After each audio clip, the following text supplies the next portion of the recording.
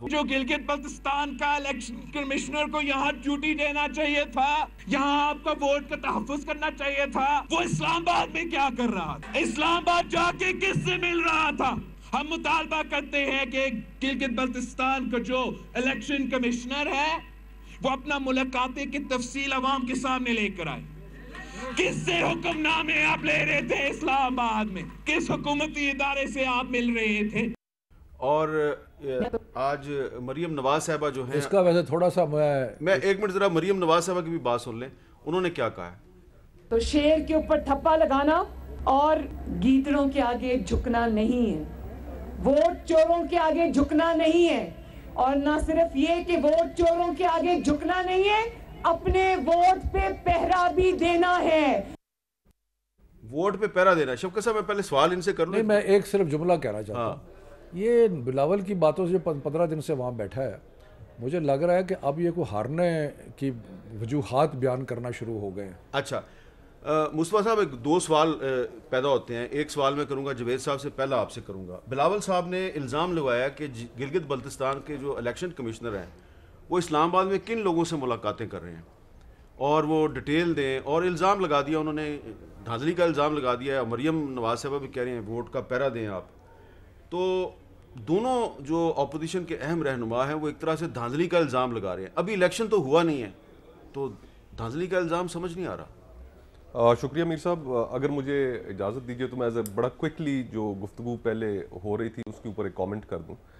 Joe Biden صاحب کی جو آپ نے گفتگو دکھائی کہ جس میں انہوں نے کہا کہ ہم سیاسی مخالف ہیں، سیاسی دشمن نہیں ہیں، یہ ہارورڈ یونیورسٹی کے 2 پروفیسرز تھے جنہوں نے مل کر ایک کتاب لکھی 2018 میں جس کا نام تھا کہ ہاؤ ڈیموکریسیز ڈائی، اور انہوں نے پوری دنیا میں مختلف ممالک کے اندر اس بات کی تحقیق کی کہ جہاں پر ڈیموکریسیز تھیں اور ڈیموکریسی سے ٹرانزیشن ہوا ڈکٹیٹرشپس میں یا کسی اور نظام میں، تو وہ کیوں ہوا۔ اس کے اندر جو انہوں نے چیزیں آئیڈینٹیفائی کی، 4-5 انہوں نے چیزیں آئیڈینٹیفائی کی، اور ان میں سے سب سے پہلی چیز جو انہوں نے آئیڈینٹیفائی کی کہ جس کسی معاشرے میں اگر وہاں پر سیاسی مخالفوں کو بطور سیاسی دشمن ٹریٹ کرنا شروع کر دیا جائے تو یہ سب سے پہلی نشانی ہوتی ہے کہ اس ملک میں ڈیموکریسی جو ہے وہ نیچے اور تنزلی کا شکار ہونا شروع ہو گئی ہے۔ بزرگ میرے، انہوں نے بالکل ٹھیک کہا کہ ہم آپس میں ہماری کوئی سیاسی دشمنی نہیں، لیکن ہمارے سامنے ایسے کئی واقعات میر صاحب موجود ہیں کہ جن کے اوپر اگر ہم نظر دوڑائیں تو پھر ہمیں ایسا ہی لگتا ہے کہ اس ملک کے اندر جو نظام ہے وہ نظام انتقام کا ہے، نظام جبر کا ہے۔ رانا ثناء اللہ صاحب، ان کی ایک مثال ہمارے سامنے موجود ہے کہ اپنے ایک پولیٹیکل اپوننٹ پر 15 کلو ہیروئن ڈال دی جاتی ہے، اور ایک ایسی ان کے اوپر کیس ڈالا جاتا ہے کہ جس کی ایونچولی سزائے موت ہے۔ پھر اس کے بعد سپریم کورٹ کی ججمنٹس موجود ہیں کہ جس میں انہوں نے کہا کہ نیب کو کس طرح پولیٹیکل انجینئرنگ کے لیے استعمال کیا جا رہا ہے حکومت کی جانب سے۔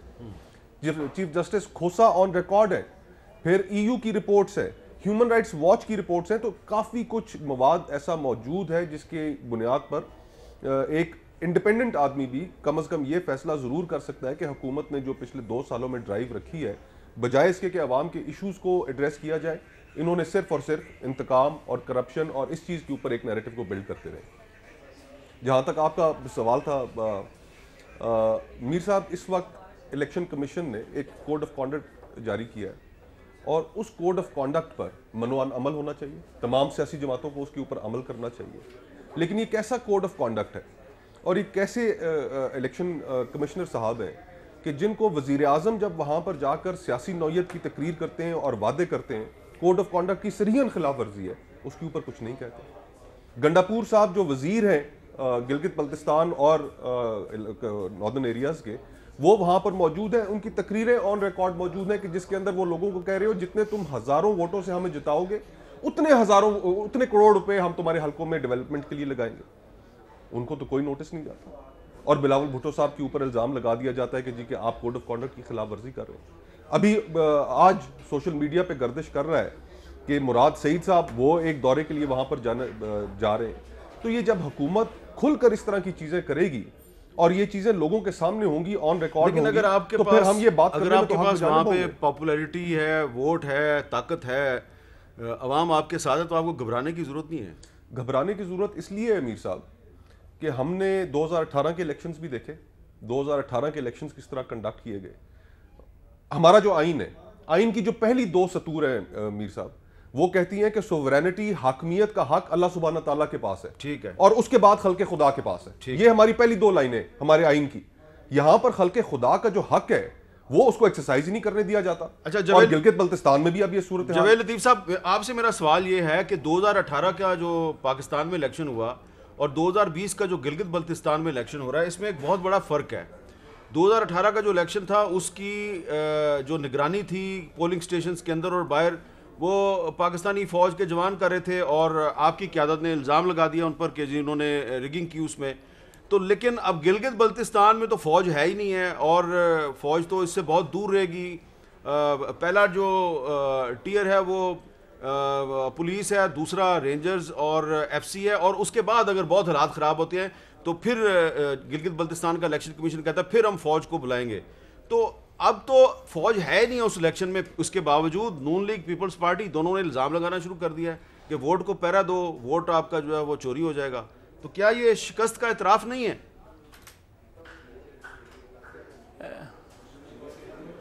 شکریہ میر صاحب. میں بھی آپ سے توقع رکھتا ہوں کہ 1 منٹ مجھے بائیڈن پہ بات کرنے کی اجازت دیں گے. بات سیدھی سی ہے کہ اگر انہوں نے کہا ہے کہ ہم انتقام نہیں لیں گے تو آپ پاکستان کے اندر دیکھ لیں. ایک سیکنڈ میر صاحب, آپ مجھے یہ بتائیں کہ ڈی جی ایف آئی اے جو ہیں بشیر میمن صاحب وہ کیا کہہ رہے ہیں, اور آج کے پرائم منسٹر جو ہیں منہ پہ ہاتھ پھیر کر اپوزیشن کو کیا دھمکیاں دے رہے ہیں.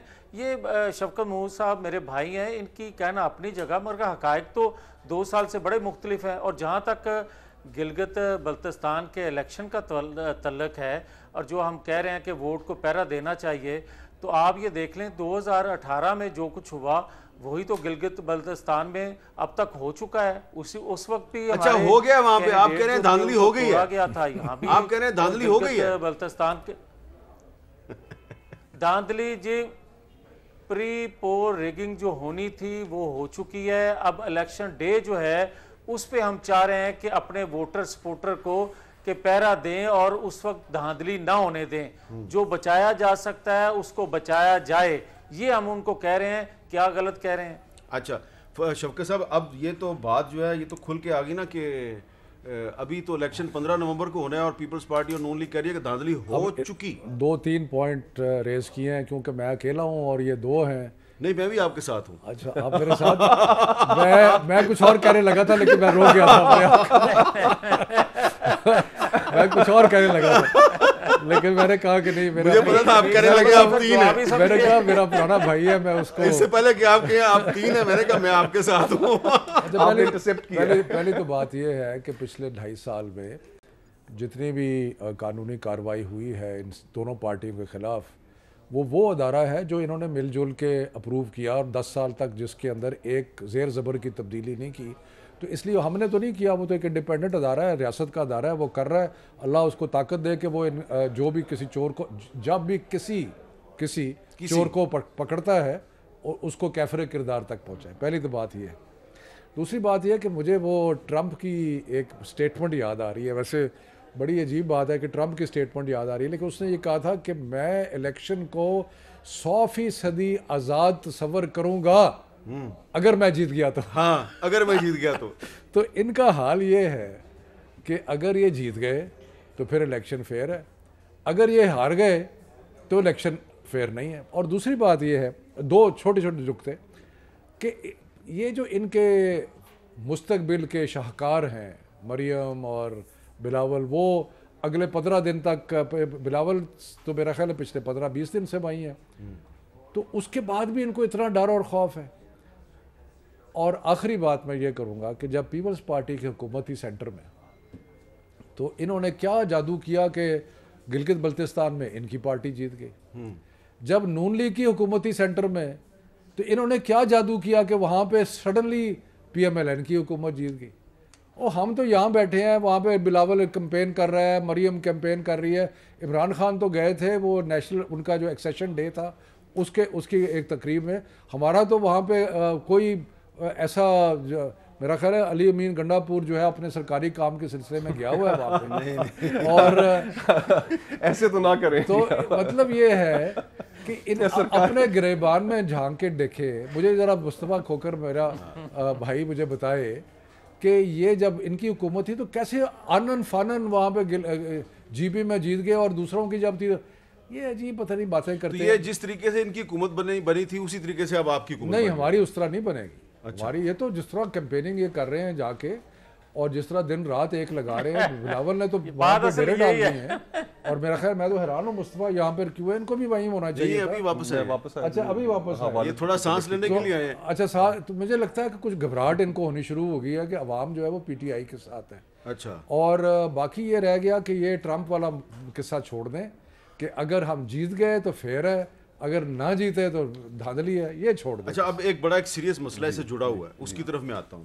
دیکھیں پاکستان میں کرونا وائرس کی دوسری لہر آ گئی ہے اور پی ڈی ایم نے بھی جلسے کیے ہیں اور ان میں بھی کافی لوگ آئے ہیں. اور اب بلاول صاحب, وزیر اعظم صاحب نے بھی کنونشن سینٹر میں کافی کیے ہیں اور کرنے جا رہے ہیں حافظ آباد میں, اور حافظ آباد میں وہ 7 کو کرنے والے ہیں.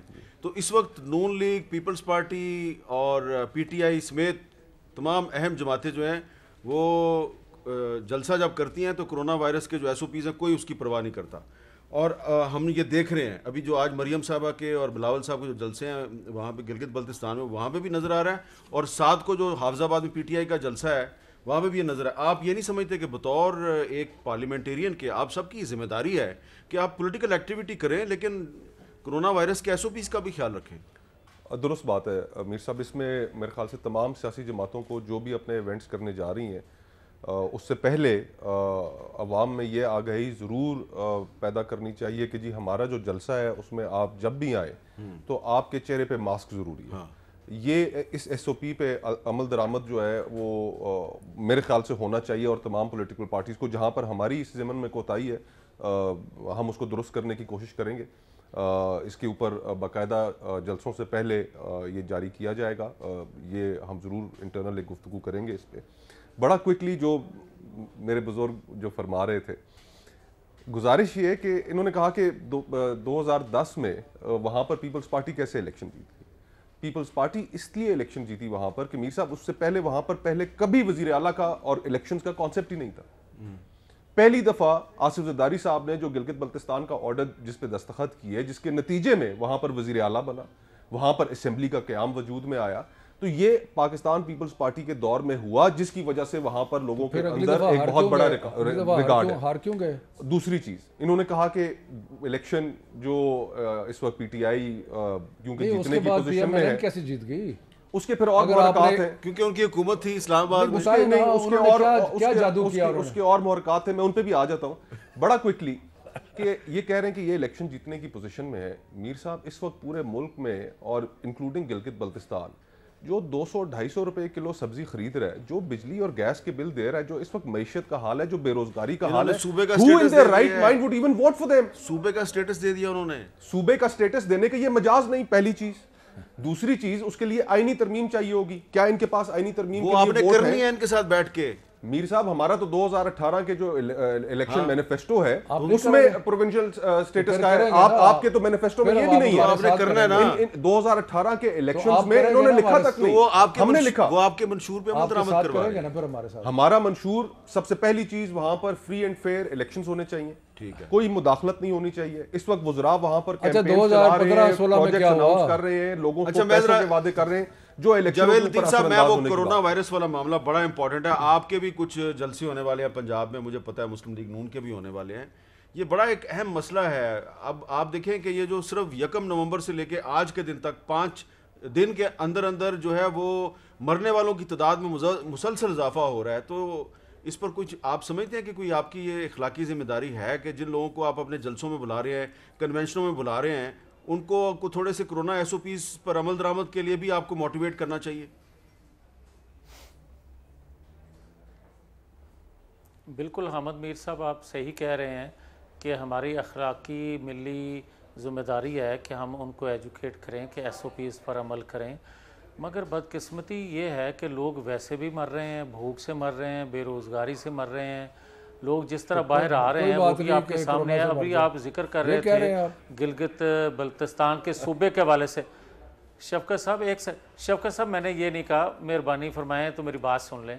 میں آپ کی خدمت میں یہ عرض کرنے والا ہوں کہ جہاں دونوں پارٹیوں کی لیڈرشپ کیمپین کر رہی ہے الیکشن کے حوالے سے, میں یہ ذاتی طور پر یہ سمجھتا ہوں کہ بڑا ایک حساس ایشو ہے آزاد کشمیر، مقبوضہ کشمیر اور گلگت بلتستان کے لوگوں کے حوالے سے، کیونکہ ایک دفاعی ادارے کی قیادت نے تمام جماعتوں کو بلایا تھا اور وہاں کچھ چیزیں طے ہوئی تھیں کہ یہ باتیں الیکشن کے بعد کی جائیں گی، مگر پرائم منسٹر وقت کے جو ہیں انہوں نے اناؤنس کر دیا کہ ہم صوبہ بنا رہے ہیں۔ یہ بڑا حساس ایشو ہے، اس پر کم از کم سیاست کرنے کی بجائے اس کو اتنی دیر تک مؤخر رکھنا چاہیے جب تک آپ مقبوضہ کشمیر کی قیادت کو اور آزاد کشمیر کی قیادت کو آن بورڈ نہ لے لیں، اور اس کے بعد گلگت بلتستان کی جو لیڈرشپ آئے گی، جو لوگ منتخب ہوں گے، ان کے مشاورت سے چیزوں کو طے کرنا چاہیے تاکہ مقبوضہ کشمیر کا کیس ہمارا خراب نہ ہو۔